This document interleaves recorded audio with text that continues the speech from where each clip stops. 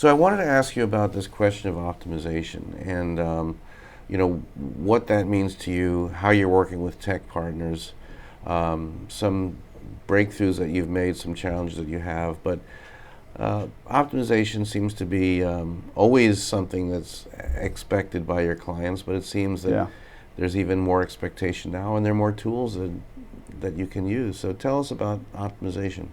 Yeah, optimization, I think, is always the KPI of some degree. Whether you walk into an office and they say, this is a branding campaign, at the end of the campaign, they ask, what was the click-through rate or what was the conversion factor? So we see a lot across the board of always like this idea of a branded DR campaign, right? You want both a brand and direct response part of it. So you always have to have some idea of optimization whenever you're doing an integration. So whether it's through data or just contextual targeting, at the end of the day, it has to have some KPI. So what are some of the tools that help you sort of sort that? I mean, the thing we found success with on our M1 platform is basically taking real people, real households, and tying it back to conversion factors. So being able to prove to the advertisers that it's not always about a person seeing an ad on a mobile phone or on a website. It's more of a household decision or repeat impressions. The idea of frequency marching or frequency control across multiple verticals. So we try to work with a lot of our clients on the idea of don't look at one vertical for your KPI. How does everything you're buying across the board back out to a household or person in the offline world? So how do you actually tie the offline to online, which is a big change in what is being done right now.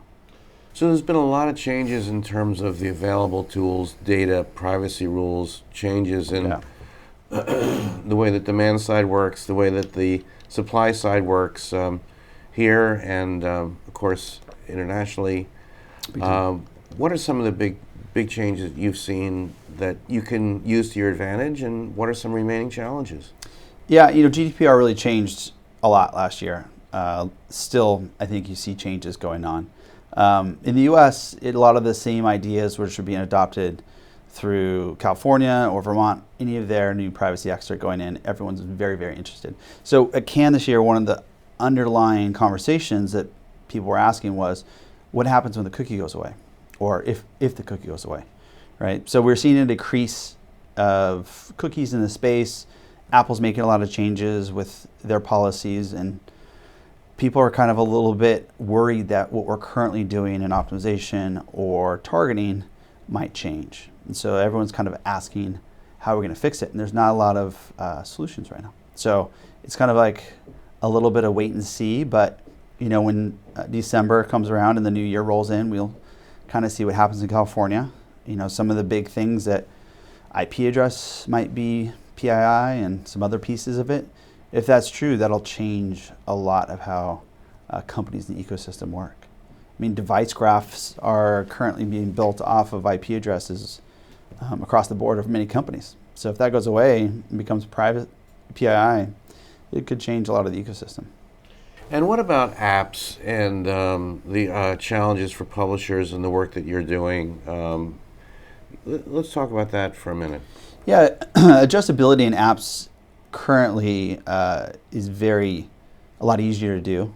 They're somewhere between a cookie and an email address. It makes it a lot easier to figure out who you're targeting, make it more addressable,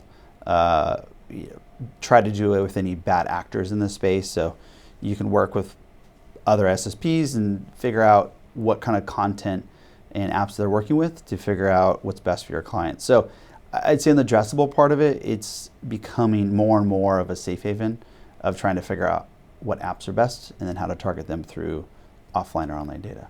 And what's happening in terms of your work in the UK in that area?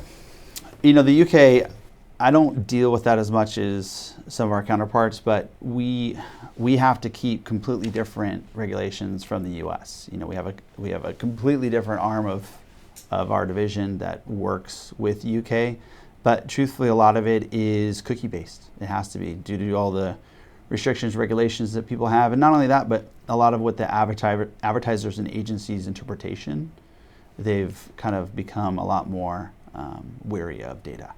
They like to stick in the safe plain zone of cookies. And in terms of the changing role of the SSPs, and there's so many of them, tell us a little bit about kind of the value that SSPs bring, or that they need to bring, or how they're changing. Yeah, you see it across video and display and mobile. The role of the SSP is becoming so much more global. You saw it a little bit with AppNexus. It's just very interesting. A lot of their revenue for SSPs outside the U.S. Google, of course, is the 800-pound gorilla, just kind of runs a lot. But then you have different countries doing different things. So, like, our partners in the UK are very different than we have in the US on the SSP side, just due to regulations and content, really. So a lot of the content we bring in is due to what our advertisers are buying. So if the publishers in each market are different, the different SSPs, if you go to Latin America versus UK, it's a very different demand. So you have to kind of work in market if whoever is working on that. Video SSPs like SpotX, I think, have bridged both UK and in US and the video side, so that's been interesting to see. And you see it with Programmatic too. They do both the bridge of the UK and the US in the app space. Cool. And finally, the demand side, you deal with a lot of clients there, a huge holding company, changing demands, expectations from clients. What's going on there? Yeah, the holding companies always have to run their business as they're doing. One of the interesting, we work really closely with the Dentsu side of the business now that they're, Merkle is being purchased by them. It's been interesting to try to work the idea of data-driven marketing into a corporation that has been working off of a cookie for the past. It's just a different world.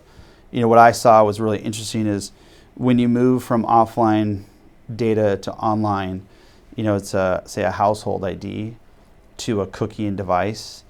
Some people have 4 to 10 device IDs assigned to them just based off of one household. So it's been a really interesting idea of seeing how we've been talking to the cookie and device ID world, but then when you match it to the offline world, it's a completely different animal. So it's been interesting to work with the teams to try to get them up to speed on how that works. And the funny thing is TV works like that. TV is all householding. So merging the idea of digital and TV together has been a fast-moving space, but there's a lot of growth there too. Great. And finally, how do you see sort of the programmatic space developing? I guess, what do you hope as an agency? What are the tools that you would like to have?